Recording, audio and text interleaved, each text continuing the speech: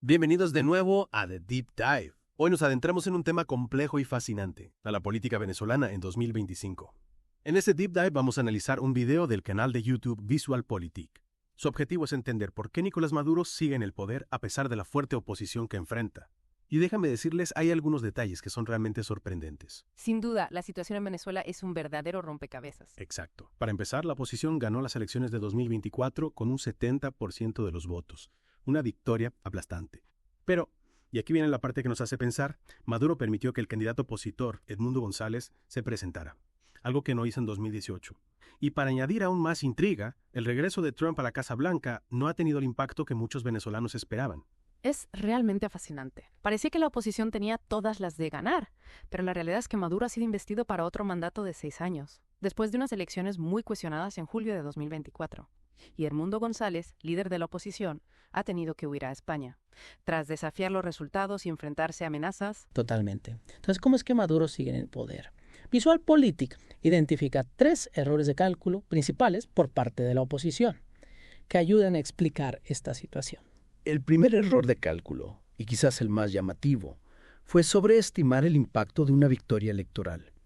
La oposición creía que una victoria tan contundente sería imposible de falsificar para Maduro y lo obligaría a abandonar el poder. ¿Pero por qué pensaron eso? Fue ingenuidad, un desconocimiento profundo del régimen de Maduro, o ignoraron deliberadamente precedentes históricos. Es una pregunta clave.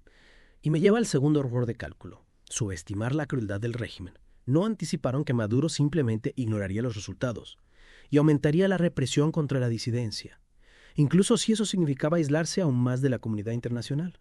Claro, y aquí es donde entra en juego la experiencia y el conocimiento profundo del régimen. Si la represión ya era una herramienta de control utilizada por Maduro, ¿por qué la oposición pensó que esta vez sería diferente? ¿Acaso no era previsible que la respuesta a una derrota electoral sería aún más represión? Tienes razón. Y el tercer error de cálculo, que quizás esté ligado a los dos anteriores, fue malinterpretar el panorama internacional. Sobreestimaron la probabilidad de una intervención decisiva por parte de Estados Unidos u otras potencias extranjeras. Pareciera que depositaron su esperanza en un escenario que, en retrospectiva, era poco probable. Exacto. VisualPolitik nos ofrece detalles específicos que ilustran estos puntos. Por ejemplo, la oposición se enfocó en recopilar actas o registros electorales como prueba del fraude. Una estrategia que el video considera ingenua. ¿Por qué ingenua? ¿Acaso no es importante documentar las irregularidades? Claro que sí, pero hay que considerar el contexto. ¿Qué dictadura se va a incriminar a sí misma? Proporcionando pruebas de sus propias fechorías. A estas alturas, ya nadie duda de la naturaleza autoritaria del régimen de Maduro. La oposición, en su afán de apegarse a la legalidad, pareció olvidar la realidad del poder que enfrentaban. Entiendo. Y hablando de la realidad del poder, el video también menciona el terrible testimonio de Vilca Fernández, un preso político que sufrió torturas en la infame prisión del Helicoide. Su experiencia es un recordatorio brutal de la brutalidad a la que se enfrentan los opositores al régimen de Maduro. Sin duda, es un testimonio desgarrador que no podemos ignorar. Y como si esto no fuera suficiente, el ascenso de Diosdado Cabello y los hermanos Rodríguez dentro del régimen. También es una señal preocupante. Su creciente influencia indica una consolidación del control por parte de la línea dura, lo que no augura nada bueno para la oposición, ni para el futuro de la democracia en Venezuela. Es una situación realmente compleja y nos deja con muchas preguntas. ¿Por qué Maduro decidió permitir unas elecciones relativamente competitivas en 2024, si su objetivo era mantenerse en el poder a toda costa? ¿No habría sido más lógico bloquear la participación de la oposición como hizo en 2018? Es una pregunta intrigante. Y en la siguiente parte de este Deep Dive, vamos a explorar algunas posibles respuestas. ¿Qué nos ofrece VisualPolitik? No se lo pierdan. VisualPolitik ofrece algunas posibles explicaciones para esa pregunta sobre las elecciones de 2024. Y vale la pena considerarlas. Me interesa mucho escucharlas. Parecería contradictorio que un régimen autoritario se arriesgue a una derrota electoral, aunque sea manipulada. Claro. Una posible explicación es que se trató de una jugada calculada, para legitimar su gobierno ante la comunidad internacional, a pesar del resultado fraudulento. Al permitir una aparente competencia electoral, Maduro buscaba proyectar una imagen de democracia, aunque fuera una fachada. Es decir, una especie de lavado de imagen, para un régimen que ha sido ampliamente condenado por violar los derechos humanos y socavar las instituciones democráticas. Exactamente. Otra posible explicación, y esta es aún más maquiavélica, es que Maduro vio las elecciones como una oportunidad para purgar a potenciales rivales y disidentes dentro del propio régimen. Al permitir que algunos líderes opositores participaran, pudo identificar y neutralizar a aquellos que representaban una amenaza. para su control absoluto de poder. Es una estrategia astuta, aunque despiadada. Básicamente, utilizó las elecciones como una trampa para eliminar cualquier voz disidente dentro de su propio círculo. Así es. Y una tercera posibilidad que no podemos descartar es que Maduro buscaba apaciguar a Estados Unidos, especialmente con Trump de nuevo en la Casa Blanca, y conseguir el levantamiento de las sanciones económicas, particularmente las que afectan a las exportaciones de petróleo. Tiene sentido. Unas elecciones, aunque fraudulentas, podrían ser vistas por algunos en la administración Trump como un paso hacia la normalización de las relaciones y una justificación para aliviar las sanciones. Exactamente. Y aquí surge una ironía trágica. La participación de la oposición, con la esperanza de lograr un cambio democrático, podría haber fortalecido al régimen de Maduro, al darle una apariencia de legitimidad a las elecciones. La oposición, sin quererlo, contribuyó a perpetuar el status quo. Es una paradoja difícil de digerir.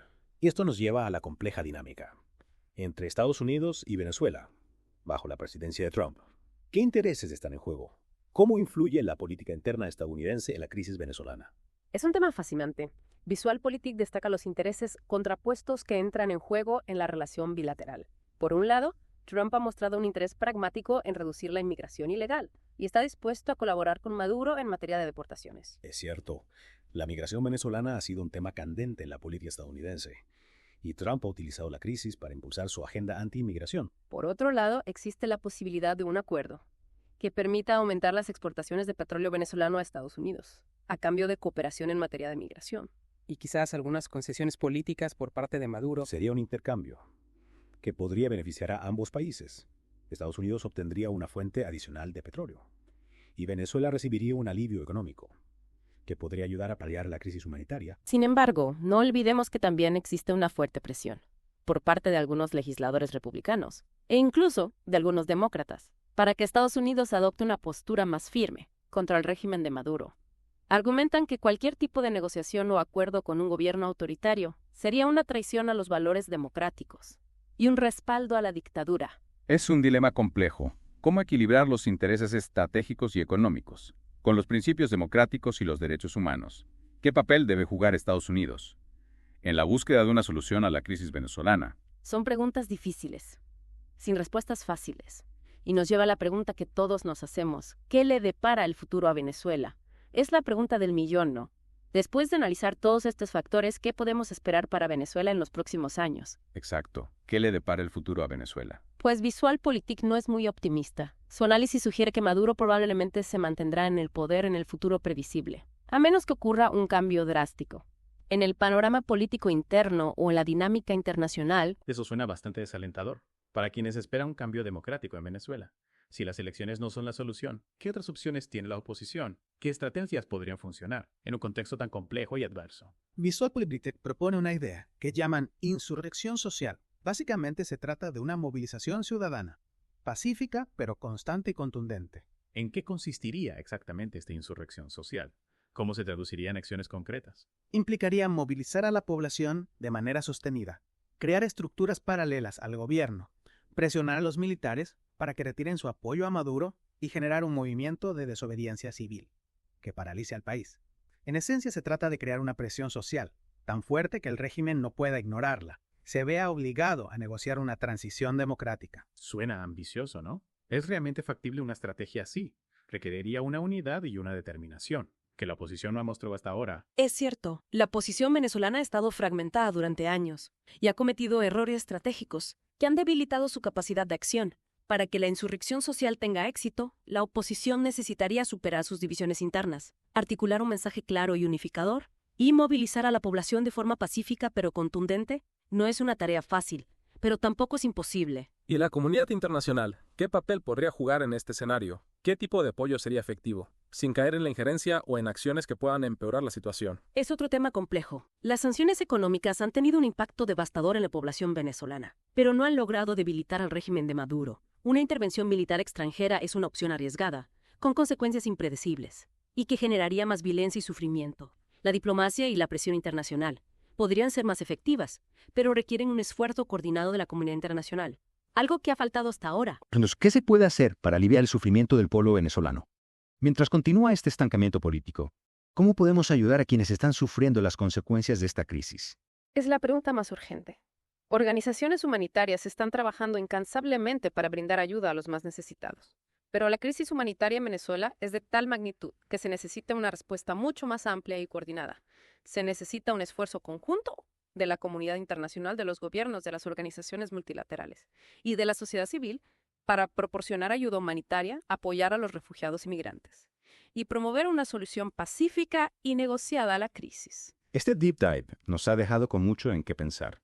La situación en Venezuela es compleja y desafiante, pero no podemos perder la esperanza de que algún día se logre una transición a la democracia y se restauren los derechos y libertades del pueblo venezolano. Así es.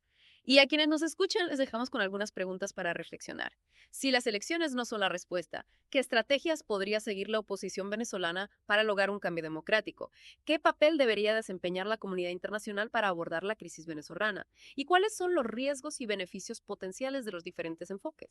¿Qué podemos hacer como individuos para ayudar a aliviar el sufrimiento del pueblo venezolano? Son preguntas difíciles, pero es importante que no olvidemos a Venezuela y que sigamos buscando soluciones. Gracias por acompañarnos en este Deep TV. Hasta la próxima.